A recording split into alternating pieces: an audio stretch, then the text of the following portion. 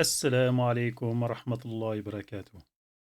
الحمد لله رب العالمين والصلاة والسلام على نبينا محمد وعلى آله وصحبه أجمعين أما بعد. Toutes les louanges appartiennent à Allah, le Seigneur de l'univers. Que les salutations et les éloges soient sur notre prophète Mohammed ainsi que sa famille et l'ensemble de ses compagnons. Ceci étant dit. Alors, bienvenue à tous. Donc, Alhamdulillah, nous avons fini le chapitre numéro 4. Donc, comme à chaque fois, à la fin de chaque chapitre, nous faisons un petit résumé. Donc, le but de ce résumé, c'est de revoir un peu la globalité du chapitre. Et aussi, ça nous permet également de réviser tout ce qu'on a vu depuis le début du chapitre. Donc, le chapitre, il s'intitulait Les lettres avec la shadda et les voyelles.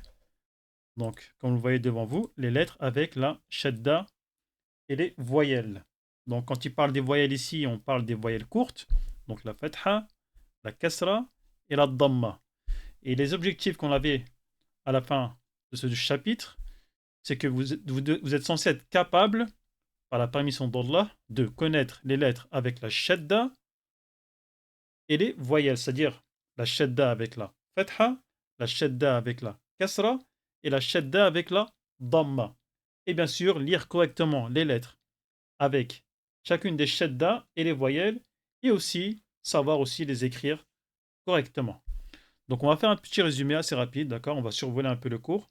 Donc comme vous avez pu le voir, le cours est composé de 3 leçons. Donc le chapitre est composé de trois leçons. Donc on va le revoir ensemble, Inch'Allah, ça nous permettra de réviser ensemble. Bismillah. Donc en début de cours, nous avons vu ce qu'était la shadda, d'accord? Donc on avait vu que c'était ce petit en forme de W, ce petit W qui est placé au-dessus des lettres de l'alphabet, d'accord? Toujours au-dessus des lettres de l'alphabet. Et qui a pour sens, on va dire, un renforcement de la lettre. C'est-à-dire que la lettre, on appuie dessus, on force un peu dessus, la lettre, elle est accentuée. On avait décortiqué cela. Donc en fait, si on décortique la raison pour laquelle cette lettre, elle est accentuée, c'est du fait que cette lettre-là, elle est doublée.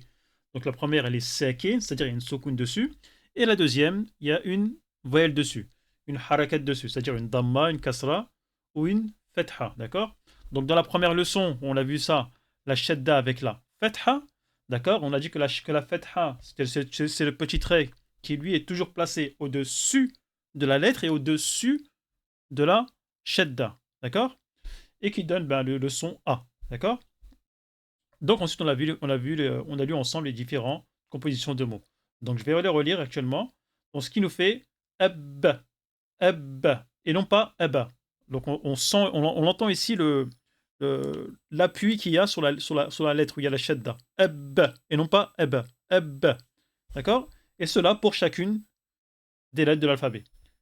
Ab, at, ath, adja, ah, akha, adda, adha, arra, azza, assa, asha, assa, adda, atta, adha, a'a, agha, affa, aqa, akka, alla, amma, anna, aha, awa, ayya. Donc, comme vous avez entendu, j'insiste bien dessus, sur la shadda, vraiment pour que vous puissiez bien l'entendre et pour que vous puissiez bien faire la différence. Mais plus vous allez la lire, plus vous aurez l'habitude, après il n'y aura pas besoin de vraiment d'appuyer autant que ça. D'accord? Donc voilà pour cette composition de lettres. Donc on a vu la shadda là, sur chacune des lettres de l'alphabet. Donc là maintenant on va voir les différents exemples de mots avec la shadda. Donc les exemples de mots avec la shadda et la fetha. Donc je vais les lire devant vous. Donc là on a mis la lettre qui comporte une shadda, elle est en rouge, d'accord? Pour que visuellement vous la remarquez bien et vous prêtez bien attention à cette lettre là, d'accord? Donc habbatin, hatta, kathara, sakhara, adda, كذب حرم عزة أحس محطة خفف أحق فكر سلم جنة بوأ. Donc voilà pour les différents exemples avec la shadda et la fetha. D'accord? Donc, n'hésitez pas à vous entraîner vraiment à réciter cela à plusieurs reprises, vraiment pour vraiment que vous preniez l'habitude des différentes prononciations et vraiment vous prenez l'habitude de vraiment de vous préparer à chaque fois à une shadda. Donc voilà pour la leçon numéro 1. Nous allons passer maintenant à la leçon numéro 2.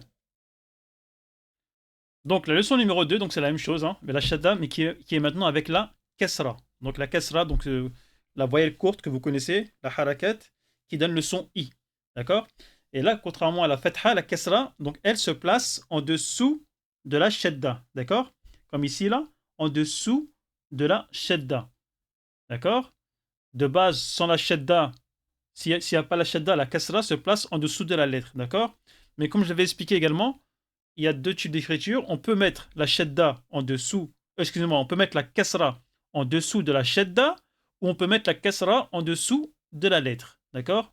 Il y a deux façons de mettre cela. Ok? Donc, je vais lire les différentes compositions de lettres avec les différentes lettres de l'alphabet. Donc, soyez bien à l'écoute. Ebbi, et non pas abi.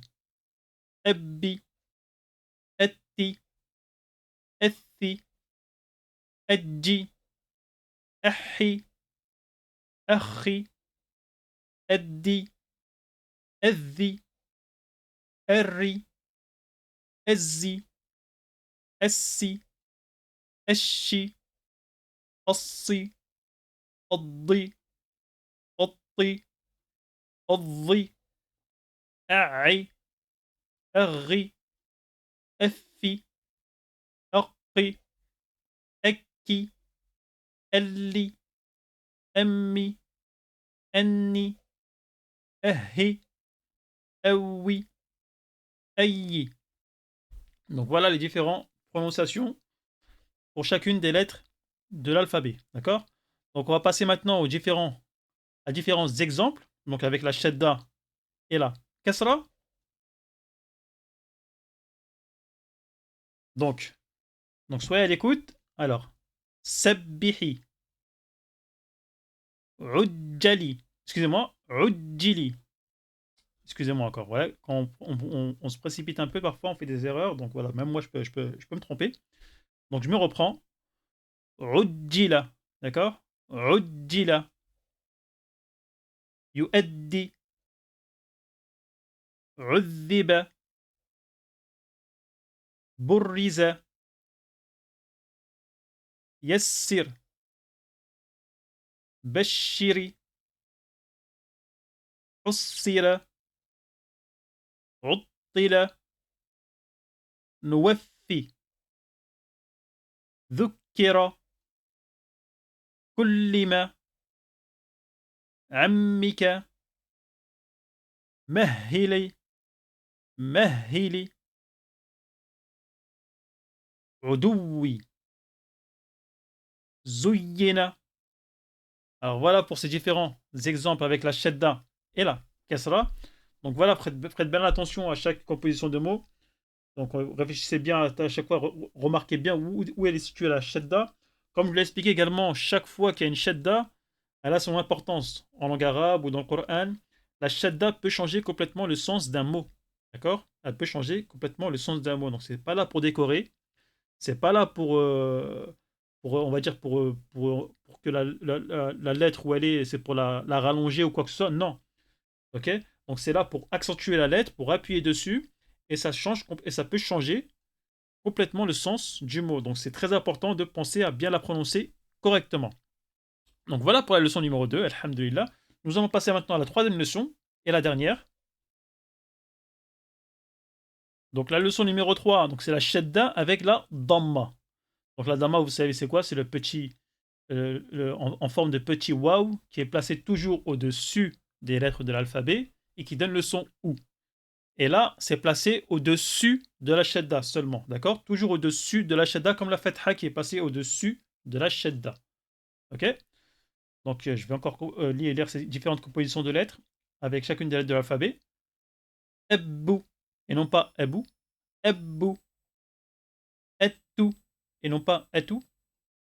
Ethu, edju, ehu, achu, eddu, eddu, arru, ezzu, essu, eshu, assu, addu, attu, addu, a'u, aghu, effu, aqu, ekku, ellu, emmu, ennu, ehu, ewu, ayu.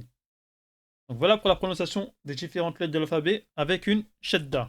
On va passer maintenant à différents exemples. Donc voici différents exemples avec la shadda et la dhamma. Mittu, yabuthu, hijju, yuraddu, taladdu, tamurru, tu'izzu,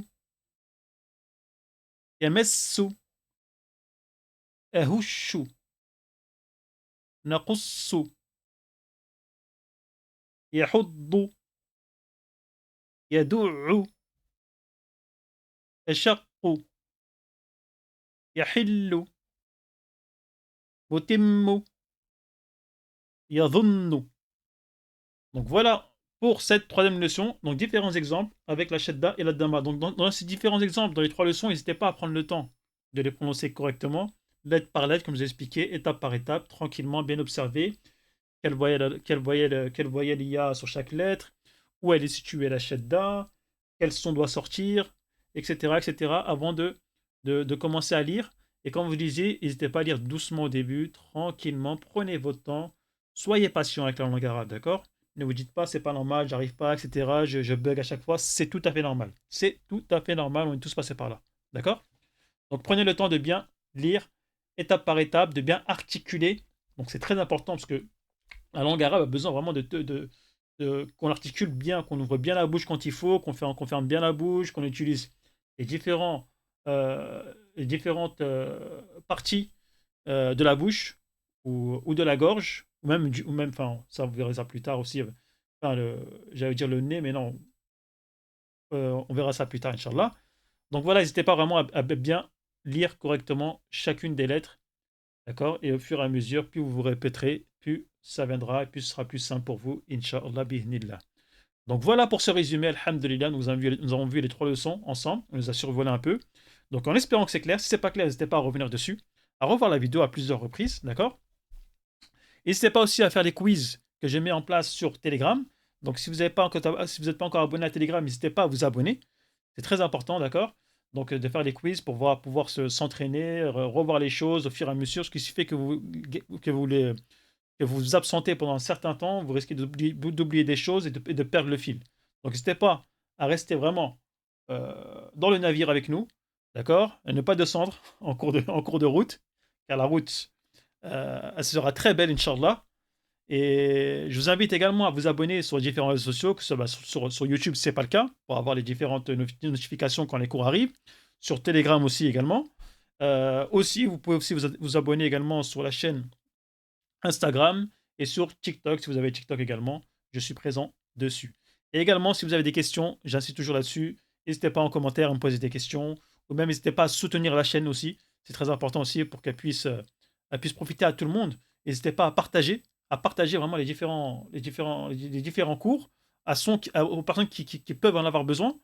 N'hésitez pas à partager, n'hésitez pas à mettre des likes, des commentaires, même si vous avez rien, si vous n'avez pas de questions, un petit commentaire, c'est très important, ça peut vraiment dire ça me motive moi-même à savoir qu'au moins qu'il y a des gens qui sont là, qui prennent le temps de voir le cours, à qui ça leur est utile, et aussi ça permet aussi également d'avoir